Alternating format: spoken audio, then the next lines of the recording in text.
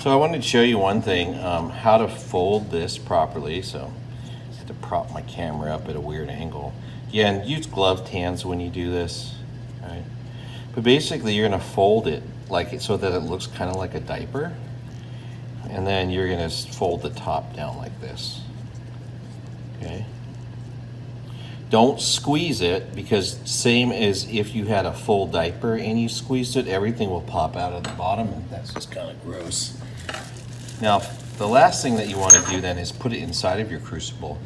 So this one would be one that you heated to a constant mass, and you take it and you place it inside your crucible down at the bottom like that.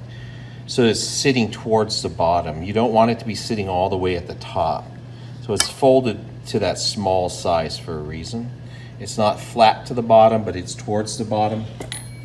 And then you'll put the crucible onto the wire triangle in the iron ring, okay? And then put the lid on it and then heat it.